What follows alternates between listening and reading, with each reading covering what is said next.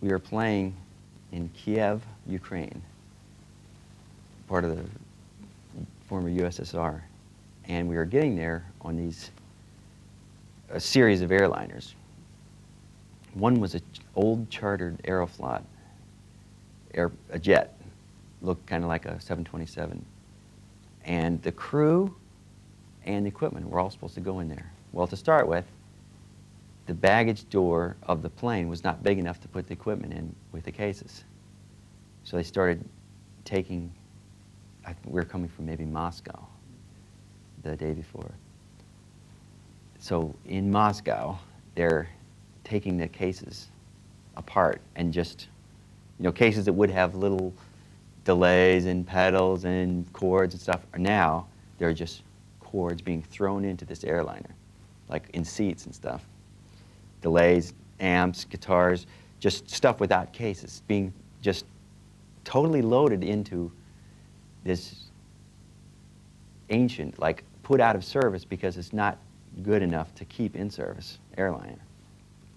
Then the crew saw the plane, and almost every one of them said, "No, I'm not getting in that thing," because there was some of the tires, you could see the cord on them, and they were just convinced that they were gonna die if they got on this thing. And they said, sorry, this is below standard. Meanwhile, we'd already gone on another plane, and we were in Kiev, and the crew ended up not going on the plane. The plane goes to Kiev, a bunch of Ukrainians unload it, bring it to the gig. The gig is an outdoor stadium, okay?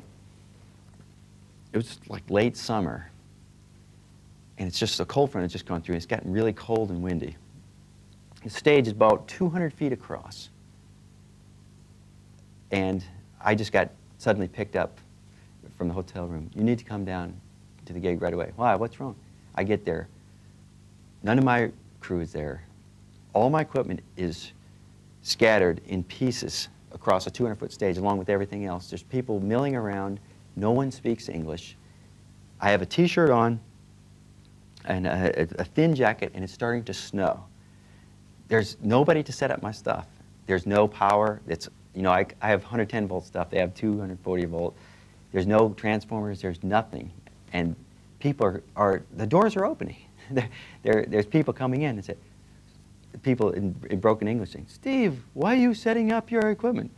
And I'm going, I don't know. But because since the crew didn't get on the plane and they just blew it off, they said, there's no way.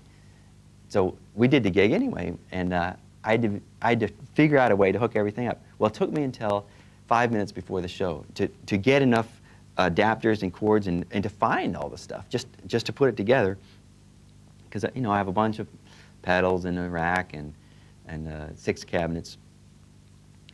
And I was like, oh, give me it with this, and just literally setting it up.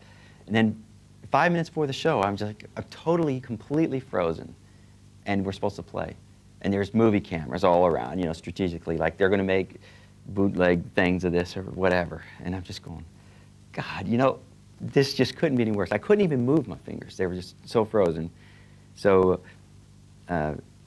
one of the crew that did come was there with, it went and got some hot water in a metal thing, and I just put my hands around the hot water. It started to burn my fingers, but I couldn't feel it.